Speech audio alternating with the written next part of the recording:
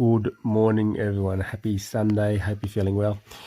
Just a quick video to remind you that our movement theory and back pain course is exactly 1 week away. If you're interested in learning more about movement theory and applying movement theory into your clinical practice, please get in touch with us. We're going to give you a lot of information on the day and really equip you to be able to start delivering movement therapy if you're already a practicing clinician. If you'd just like to learn more about back pain management, or if you're a patient, you're also welcome to come along. But the course is going to really be designed to help physical therapists, doctors, anyone who is interested in physical training, help patients who have back pain. And there are a lot of people out there with back pain. I need more functional movement therapists so that I can refer patients to people who are skilled all around the country. At the moment, it's quite challenging. There are not many people with this skill set, and really learning this skill set is not rocket science. Okay, this is not brain surgery. This is really simple fundamental stuff. So get in touch with us, info@fmtc.com.au. We'll send you out the info pack, the registration pack, and hope to see you on Sunday, exactly 1 week away. 5 spots left. So this is a topic that comes up all the time when we're talking about back pain. You know, it's kind of repetitive, but every time it pops up, there's massive amount of commentary. I put up a post not too long ago, and I think we had about 160 comments. And a lot of the comments were really nonsensical. With anyone who didn't really have a good grasp on why this is such an important topic. And it's really quite a simple topic. If you go back to basic fundamentals. Okay, so this is the clinical model that I use, or the mathematical model, really, developed by Panjabi back in the 90s. It's a really simple concept. Patients can understand it. If I need to explain it to other clinicians, it seems pretty easy as well. So hopefully you won't have any difficulty conceptualizing the concepts of Panjabi's load displacement model. So imagine that Panjabi's popped his spine into a transducer that measures the load across the individual motion segments, and then he's displaced the spine in flexion, or he's displaced the spine into extension.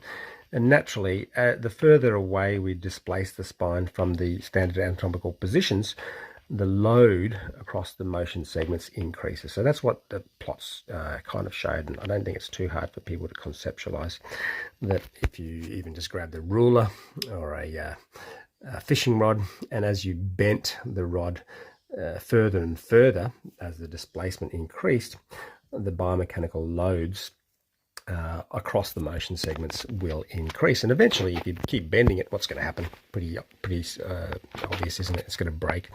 Now, that breakage can be sudden, as in a high order of magnitude injury, falling down the stairs, getting hit by a bus. Yes, you're going to break. You're going to get a fracture. You're going to rupture your ligaments. Or the injuries can be slow, accumulative micro traumas that happen over many years. The end result is the same. You develop structural deterioration in the spinal integrity, which of course then becomes inflamed, activates nociceptors, and hurts. Now, if we're going to protect ourselves from these biomechanical loads, biomechanical stresses, we would have to activate our muscle shield, our sort of suit of armor, which is our muscles that are designed to take on biomechanical loads and force. That's what muscles are for. And we can do that, and we can build stability in these wide ranges of displacement. And that's what people sort of say, oh, but I can lift heavy loads in flex positions, but you're working really hard to protect yourself from injury. So it makes a lot more sense to me, and mathematically, that why don't we just have good neural control and just operate our bending tasks in this zone. Okay, this is the neutral zone, because it's very clear. The model shows it. It's indisputable. The biomechanical forces on our motion segments in those positions of neural control are very low. And if the biomechanical forces are low, we are less likely to injure ourselves. Okay, we've got a real buffer of safety there. And if the biomechanical forces are low, what does that mean? That means we can actually go ahead and do a lot of work in this zone of function. We can do a lot of work without risk of injury, okay, as long as we maintain that neural control of keeping our spine in a neutral position. So in actual fact, you may actually be able to lift heavier loads when you're in this position, because you've got a buffer of safety from getting injured. So that brings us down to the next level of understanding that Panjabi sort of put together. And he talked about the steep walled, much like a champagne flute container with steep, tall walls versus a sort of teacup saucer container with flat walls. And he popped a little ball in there to show that one container would be a lot more stable than the other container, and that container is describing the biomechanical stability of the lumbar spinal system. And so I've just taken that one step further to, if I can just bring it up, there we go, for you to conceptualize. And it's a really easy way of thinking about stability, is to think about that champagne flute shaped container versus the teacup saucer, and think about the wall of the container representing the wall of the container representing the passive structural integrity.